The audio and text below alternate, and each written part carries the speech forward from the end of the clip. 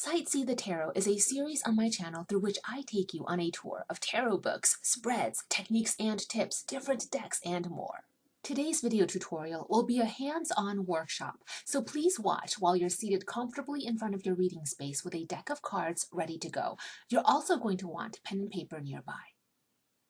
Tarot Tableau, The Fool's Journey, is an advanced tarot reading method created by Thomas of Hermit's Mirror, published this year in 2020. The premise of the Tarot Tableau reading method is this: through rigor, we experience a psychic catharsis. You will be using the 22 keys from the major arcana of any tarot deck. Before we start, study the layout of the 22-card cartomancy spread. Setting down cards one by one, left to right, the top row consists of 6 cards, 0, 1, 2, 3, 4, and 5. The 6 card positions of the spread correspond with the energies of the first 6 keys in the major arcana, starting with key 0, the Fool, up to key 5, the Hierophant. The majors, in sequential order, signify the houses of the Tarot Tableau spread. More on that later. Then there's a row of 5 cards below that, numbered left to right, your card houses 6, 7, 8, 9, and 10. These 5 card positions in the second row correspond with the energies of keys 6 through 10, lovers through the Wheel of Fortune. Below that, a third row, also of 5 cards, numbered 11, 12, 13, 14, and 15. These 5 cards in the third row, you guessed it, correspond with the next sequence of major arcana keys, Justice to the Devil. And finally, at the bottom, a last row of 6 cards, 16, 17, 18, 19, 20, and 21. The final row of houses in this reading method denote the energies of the Tower, the Star, Moon, and Sun, Judgment, ending with the World card, for a total of 22 card positions, or card houses in this reading method, numbered 0 to 21. Linked in the video description box, you'll be able to download a fillable worksheet created by Thomas to log your Tarot Tableau reading results. I'll also link you to his book, which you can buy and download as an ebook and really deep dive and decode this incredibly powerful, comprehensive, and insightful reading method. Go print out the downloadable worksheets or have your tarot journal open and ready to go. At this time, you'll also want to separate out the 22 major arcana keys from your tarot deck. Please go ahead and get all of that prepared in front of you. Pause the video and resume when ready. These 22 card positions in your Tarot Tableau spread are 22 houses, and each house signifies something specific. Card position 0, corresponding with the Fool, designates your journey's start. Card position 1, the Magician, designates who you are as an individual and your unique contribution. Card position 2, the High Priestess, assesses your intuition. Card position 3, the Empress, assesses your creativity metrics, all the way down to key 20 at the bottom there, revealing to you your awakening phase, corresponding with key 20, the Judgment card, and then position 21 will mark your journey's end. You will be pulling a card from just the major arcana, shuffled and randomized into the first card position 0, and reading the card you pull into this position through the filter and lens of the Fool energies and attributes. This is where getting the book by Thomas the Hermit is going to be instrumental. The handbook will guide you into the details and specifics of how to do all this. Today's exercise is going to stay rather general.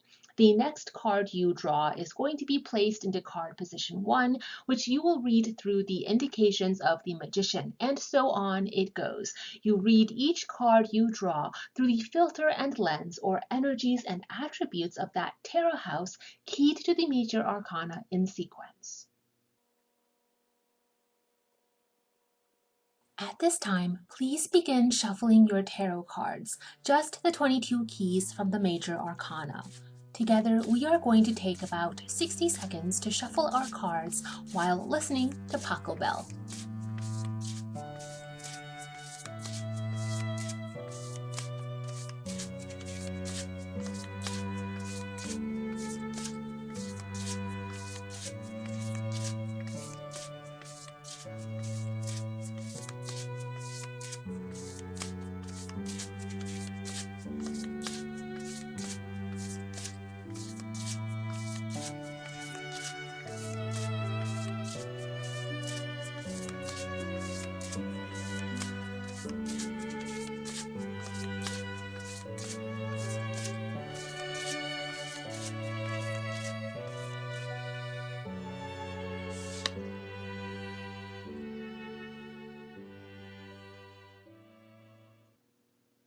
Make sure you are preparing your reading table with enough space for the spread layout you see on screen.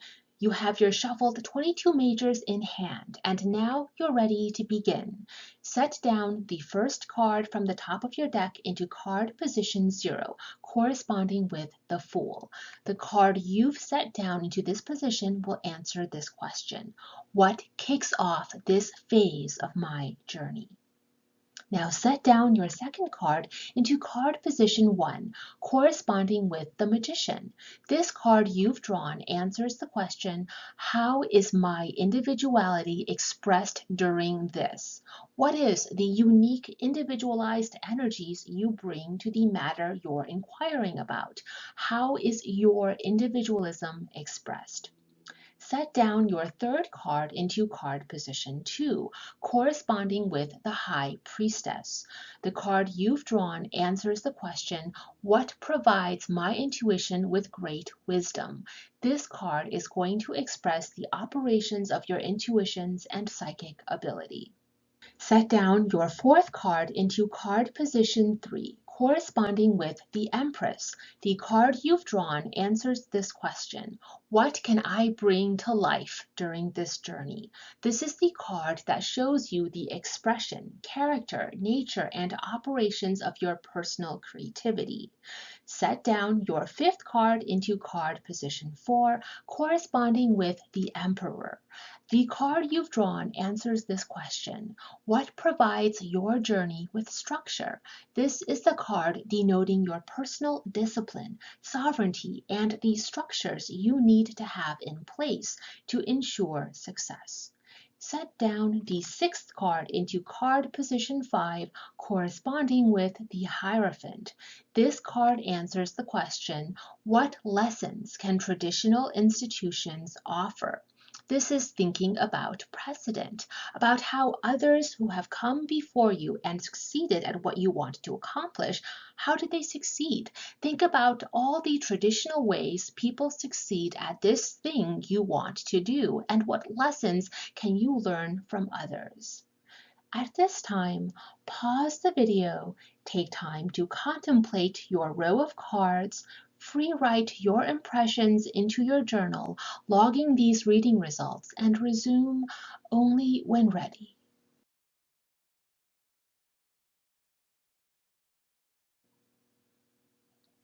We are now on to the second row of cards. Ready?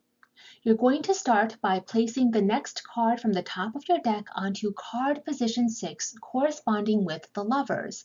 This card you've drawn answers the question: what brings me into happy union with another? This is looking at your situation through the lens of love. From the top of your deck, set into position 7, the next card corresponding with the Chariot. This card you've drawn answers the question: how do you maintain integrity and determination? This is the house of your inner drive. What does your inner drive look like? From the top of your deck, set into position 8, the next card corresponding with Strength. This card you've drawn answers the question: what gives you the strength to overcome? This is the theme of resilience. From the top of your deck, set into position 9, the next card corresponding with the Hermit. This card you've drawn answers the question: what requires you to look deeper inward? This is the theme of introspection. From the top of your deck, set into position 10, the next card corresponding with the Wheel of Fortune. This card you've drawn answers the question: what helps you succeed on this journey? The theme here is prosperity. What is the key, the secret sauce to achieving prosperity? This is the card answering that question. Now pause the video here to ruminate on the second row of cards you pulled, 6 through 10. Free write into your journal answering these 5 questions, and resume when ready.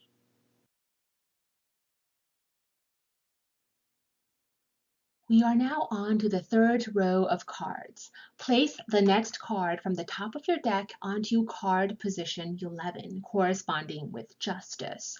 This card you've drawn answers the question: what tests the limits of my objectivity? This card reveals your prejudices and biases. From the top of your deck, set into position 12 the next card corresponding with the Hanged Man. This card you've drawn answers the question, what prevents me from taking action? In what ways are you tied up or immobilized? Where is there inertia? From the top of your deck, set into position 13 the next card corresponding with the Death card. This card you've drawn answers the question of transition and transformation. What do you need to let go of so that your circumstances can transform favorably for you? From the top of your deck, set into position 14 the next card corresponding with Temperance. This card you've drawn answers the question, how can I stay balanced during this journey? This is the card of moderation. From the top of your deck, set into position 15 the next card corresponding with the Devil. This card you've drawn answers the question, what ties keep you bound to base desires? This card reveals bondage, what it is that holds you back. Now pause the video here to ruminate on the third row of cards you pulled, 11 through 15. Free write into your journal, answering these 5 questions, and resume when ready.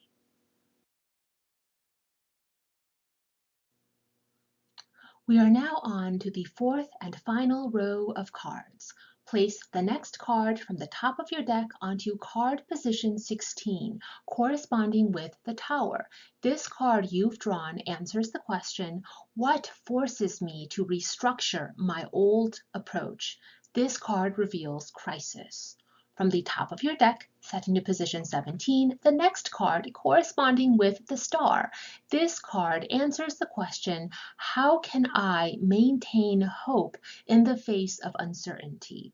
Continuing on, set into position 18, the next card corresponding with the Moon card. This card answers the question of illusion. What tests my ability to see and think clearly? And on we go, set into position 19, the next card corresponding with the Sun. This card answers the question, how can I reconnect with a child's sense of wonder? This is the house of retained innocence. Continuing on, set into position 20, the next card corresponding with the Judgment card. This card answers the question, what am I called on to awaken within myself? This is the revelation of awakenings. Last card you've got in hand, set into position 21, the card corresponding with the World. This card answers the question, what energy must be mastered at the end of all this? This final card marks your journey's end. Now pause the video here to ruminate on the last row of cards you pulled, 16 through 21. Free write into your journal answering these 6 questions and resume when ready.